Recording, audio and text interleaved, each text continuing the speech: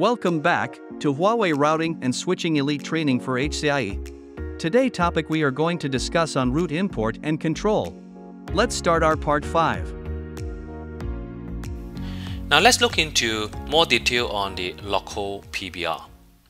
Now local PBR is valid only for local generated packet, but not forwarded packet. So please take note on this, alright? So only locally generated packet.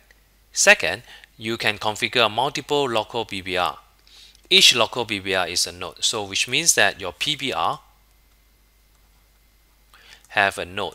Alright, so if it's 10, alright, then you have a node 20 and so on and so forth. So each of the node will have a condition.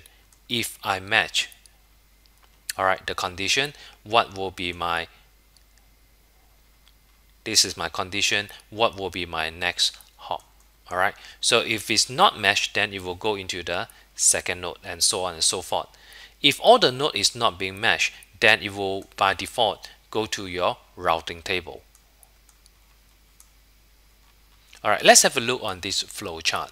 So firstly, they will detect that you have a local PBR configure. So once the router detected that you have a PBR configure, they are going to try to match the policy. Do you have a policy that is matched? If it's yes, you have to check, do you have changed the priority of your packet? Now, if let's say you do have such a condition to change the priority, you are going to, the router is going to change the priority accordingly, or else it will skip the priority and it will going to send to the outbound interface. Assuming that if let's say the outbound interface is configured, then it will be based on your local PBR to send the packet outbound. Now assuming that that is not the case, then it will go to the routing entry, which means that you are going to go to your destination base. Alright, so if your destination base do have the corresponding destination route, again it will be forwarded. If your detailed destination is not available, then it will go into your default route. And if your default route is not available, then they will check, do you have a default next hop? And if let's say that is also not available, then it will get discarded. So this is the process on how the local PBR work. We want to see the difference between a route policy and the policy-based route. It seems like two of them are actually quite similar. So let's look into the detail. First, we examine route policy. Now, route policy is forward based on destination address in the routing table. Okay, but if we look into the PBR, PBR is forward packet based on policy, and the policy can be based on the source. So if packet fail to forward based on the policy, then it will revert back into the routing table. So this is the first major difference. A second difference here is that in the route policy is actually based on the control plane, or in another word, they are actually serving the routing protocol and the routing table. But if you look into the policy-based route, it's based on forwarding plane, which means that they are servicing the forwarding policy. So you can see that route policy is on controlling the route, and the PBR is looking into controlling the forwarding of the data. Now the third difference here is that it combines the route policy to form a policy. Okay, and a PBR need to be manually configured hop by hop. So this can be very tedious. Alright, to ensure packets are forwarded according to the policy. And final difference is the command. So in route policy we use route policy command. In PBR we use PBR command. Alright, so hope that this clear the difference between route policy and the PBR. If it's not, don't worry, because later I'm going to show you how the route policy configure as well as the PBR as well. So it's time for us to look into the configuration. So just now I already finished the principle on route policy as well as the policy-based route principle. So next I'm going to look into the configuration, and first I'm going to examine how we can configure import route direct, import static, and we are going to do a mutual importing. We are going to look into the route policy to optimize route, optimizing the route as well as the last one, we are going to look into the PBR before we look into the other cases as well. So let's look into the first here, the first topology, import direct route. So the following figure show a topology of company A. So let's examine this topology. On the left here, I have 172.16.0.0 network where we have a subnet mask of 24. So we have 4 of these routes connecting to router 1. Router 1 connect to router 2. Now router 2, router 3 and router 4 running on Ospf. And router 3, router 4 and router 5 also running on RIP. So which means that both R3 and R4 are running both RIP as well as Ospf. And in return, router 5 connecting to the 10 network. So we have 3 of these entry on the 10 network. So let's jump into our router and look into the requirement. Alright, but before that, the requirement here is that Ospf have to be run on both 2, 3 and 4. RIP will be on router 3, 4 and 5. The first exercise we are going to look into is how to do an import route. And we are going to import the 10 network into the RIP. Okay, and these are the directly connected route. Alright, so let's jump to our router now. Okay, so here is our topology. So I have router 2, 3 and 4. Okay, so this is router 3 and 4 running Ospf and 3, 4, 5 running RIP as well. So toward to the router 5 attached here, we have a cloud that is running 10 network 10.0.0/24, and toward R1 and R2 we have a cloud that is connecting using 172.16.0.0 network. Okay, so let's configure the Ospf in R2. So display IP interface brief, these are our interface. So R2 should be able to connect to router 3 and router 4. So I do a ping to 23.1.1.3. So myself is 23112. Okay, so I'm going to do a ping. Alright, that's working. I'm going to ping to router 4 here. Router 4 here is 24. Alright, so we have a 24 here. Gig 001, so I'm do a ping to 24.1.1.4. Alright, that's also working. So I jump to router 5.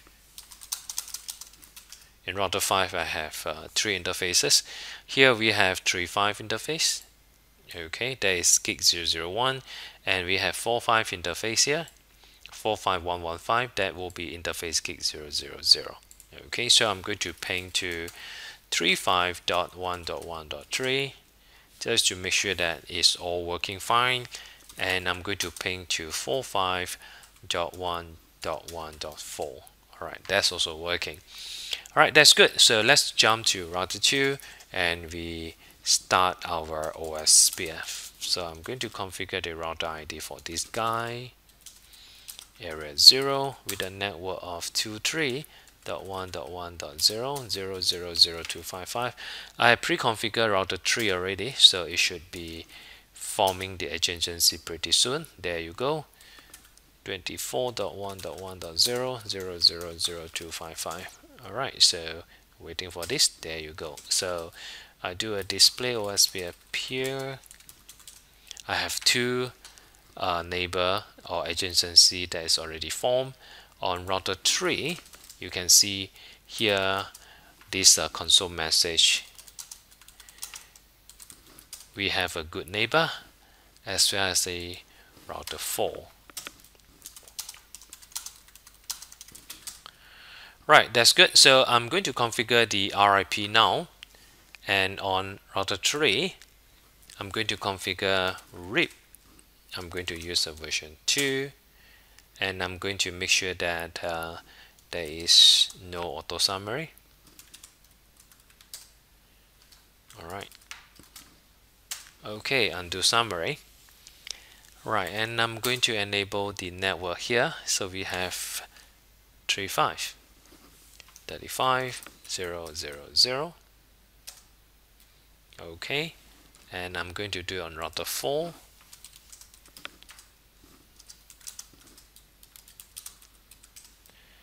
The network here is 45.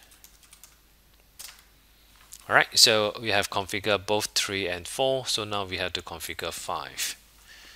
So router 5 will be purely RIP, and our network, we have 3 network here, so we have network 35, 45 and 10. Okay, so 35, 45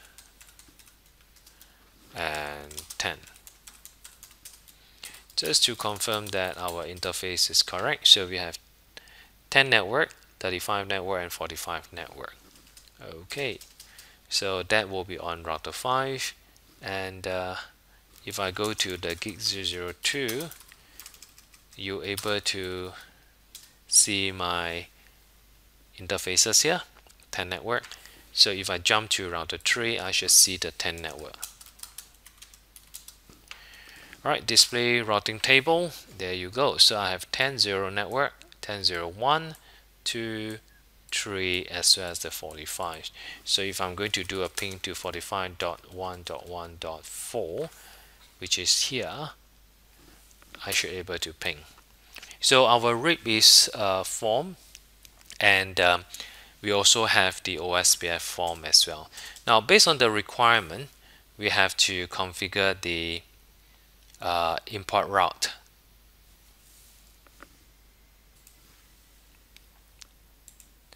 So let's jump back to the router 5. Now as you can see from here, the 10 network are not supposed to be inside RIP, and when I do a display CC RIP, you can see that I advertise network 10. Now I'm going to remove the network 10 now. Undo network 10. Alright, so in R3 it will be disappear. Okay.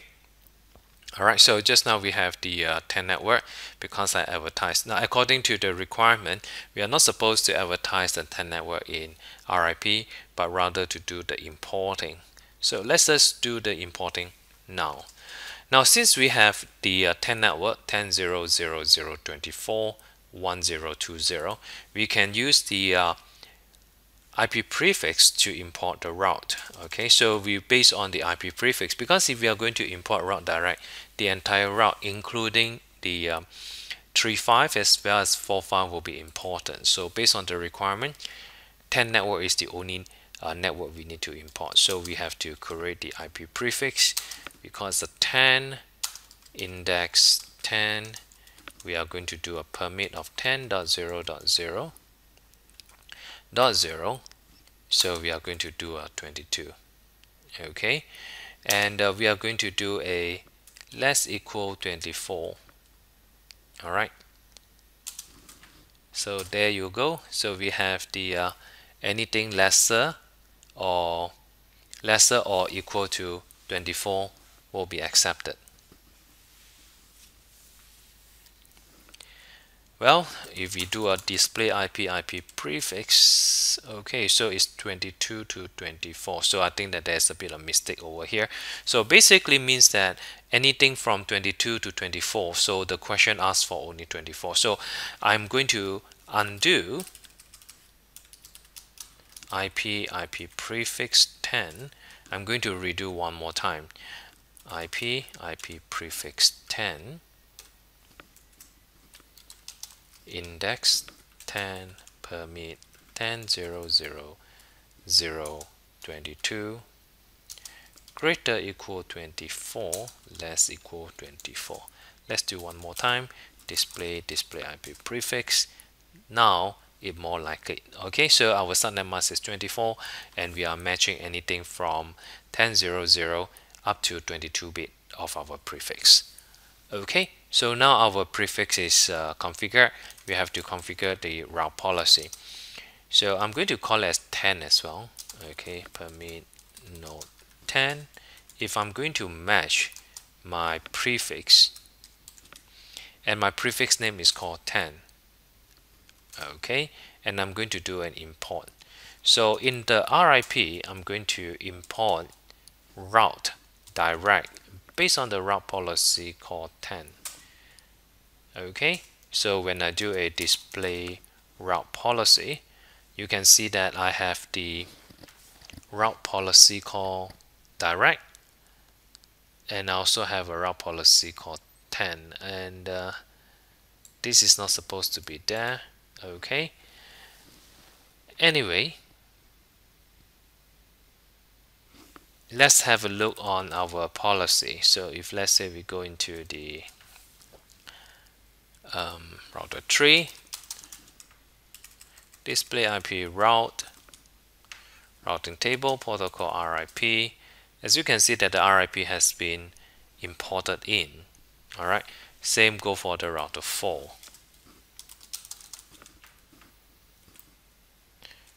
Protocol RIP. Okay. If I go back to router 5, as you can see that the policy that I'm using is called policy 10. So this is the previous exercise that I've done. So I'm going to undo here. Alright, so this have no effect in our configuration. Just to reconfirm again, when I do a display CC RIP, as you can see that the route policy I'm using is called 10. Alright, and when I do a display IP prefix, alright, so this is the prefix 10 that I created just now. And if let's say we go to R3 and we try to ping to 10.0.0.1, alright, as you can see that is working. And if I do a 1.1 as well as 2.1, and all is working. Alright, so that will be on our first requirement.